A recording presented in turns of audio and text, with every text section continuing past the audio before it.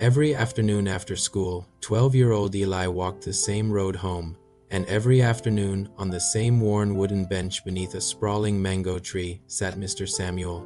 He was an old man with slow, deliberate steps, eyes that held a quiet kindness, and hands that looked as though they'd shaped the world. For weeks, their interaction was simple, a polite nod, a silent acknowledgement. But curiosity is a powerful force in a young boy's heart. One sunny afternoon, Eli stopped. His school bag felt heavy on his shoulders, but the question felt heavier. "Sir," he said, his voice a little hesitant, "why do you sit here every day?" Mr. Samuel looked up from the passing cars, a slow, warm smile spreading across his face. It was a smile that seemed to understand questions before they were even asked. "Because this road teaches me things," he said, his voice raspy like old paper.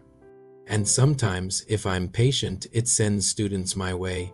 Eli didn't quite understand what he meant, but the invitation in the old man's tone was clear. He felt a pull, a sense that this was more than just a bench under a tree.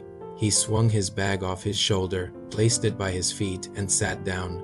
The wood was warm from the sun. And so began the lessons. The very next day, Eli didn't just walk to the bench. He stomped.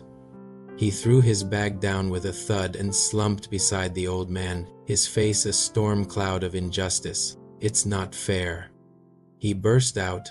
"I got blamed for something my friend did at school, and the teacher wouldn't even listen to me. I wanted to shout at everyone." Mr. Samuel listened quietly, his gaze steady. He didn't offer platitudes or easy solutions. Instead, he leaned down, his old joints creaking, and picked up a small, smooth stone from the ground. He dusted it off on his trousers and placed it firmly in Eli's open palm. "Hold this," he instructed. Eli closed his fingers around the stone. It was cool and solid in his hand. "Now," the old man continued, his voice calm and even, "if you open your hand and drop that stone, whose is it?" "It's still mine," Eli answered, a little confused. "And what if someone comes along and knocks it out of your hand? Whose stone is it then?" Eli thought for a moment. "It's still mine. I was the one holding it." Mr. Samuel nodded slowly, a look of understanding in his eyes. He pointed from the stone back to Eli's chest. "Your character, your integrity, it works the same way. It is yours, you are responsible for it. A true man doesn't drop his character just because life gets difficult or because someone else pushes him. He holds onto it, no matter what." Eli looked down at the stone in his hand. He hadn't shouted. He hadn't made a scene, even though he wanted to. He had held on. The anger inside him didn't vanish, but it shifted, making way for a quiet sense of strength. The stone suddenly felt heavier, more meaningful. A week later, Eli arrived at the bench with a different kind of fire in his eyes. This time, it was pure anger. His fists were clenched at his sides, his jaw tight. "A bigger kid at school called me a name," he said through gritted teeth. "He pushed me. I wanted to hit him so bad." Mr. Samuel didn't look at Eli. Instead, his gaze drifted up to the large branches of the mango tree above them. A gentle breeze was rustling the leaves, making them dance and sway. "Eli," he asked softly, "do you see the wind?" Eli followed his gaze. "No," he replied. "You can't see the wind." "That's right," Mr. Samuel said. "But you can see what it moves. You see the leaves rustling, the branches bending.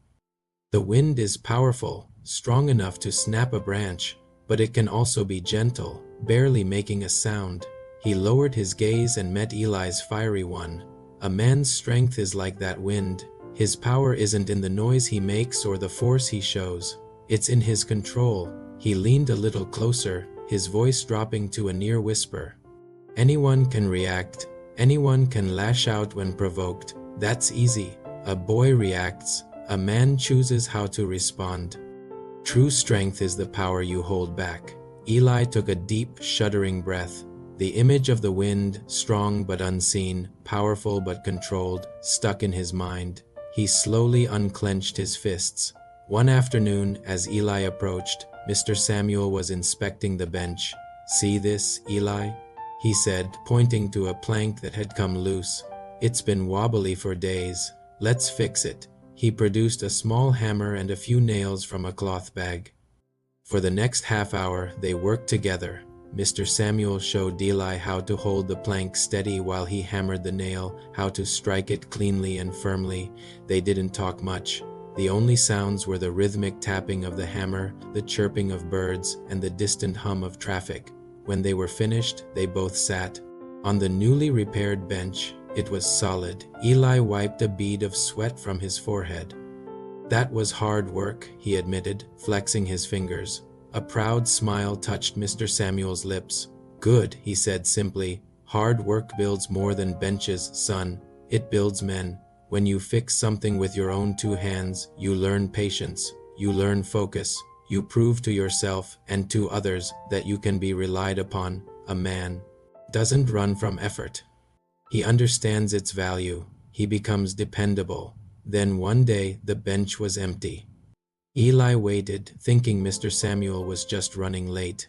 The sun began to set, and the old man never came. Eli walked home with a strange, hollow feeling in his chest. The next day, the bench was still empty, and the day after that. On the third day, as Eli stood staring at the vacant spot, he noticed a small piece of folded paper tucked into a crack in the bench, right where they had fixed the loose plank. His heart pounding, he carefully pulled it out. The handwriting was shaky but clear. It read, "Manhood is not about age or strength. It is about the lessons you live. It is about responsibility, self-control, and using your hands to serve others. Sit here one day, Eli, and teach another boy what it means to be a man." Eli read the note again, and then a third time. He carefully folded it and slipped it into his pocket. It felt as solid and real as the stone Mr. Samuel had given him. The emptiness he felt was replaced by a profound sense of purpose. He sat down on the bench, not as a student waiting for his teacher, but as a keeper of a legacy. He sat and he waited. Years passed. The mango tree grew wider, its shade stretching further across the road. Eli was no longer a boy. He was a man shaped by the lessons learned on that simple wooden bench. And one afternoon, as he sat watching the world go by, a young boy, no older than 12, stopped in front of him. "Sir," the boy asked, his voice filled with the same curiosity Eli once had, "why do you sit here every day?" Eli looked at the boy and smiled, a slow, warm smile that held the wisdom of years. "Because this road teaches me things," he said, "and sometimes, if I'm patient, it sends me a student." Thank you for watching this story. If you enjoyed it, please remember to subscribe to our channel, share this video with your friends, leave a comment to tell us what you think, and like this video. Your support helps us create more stories just like this one. See you in the next video.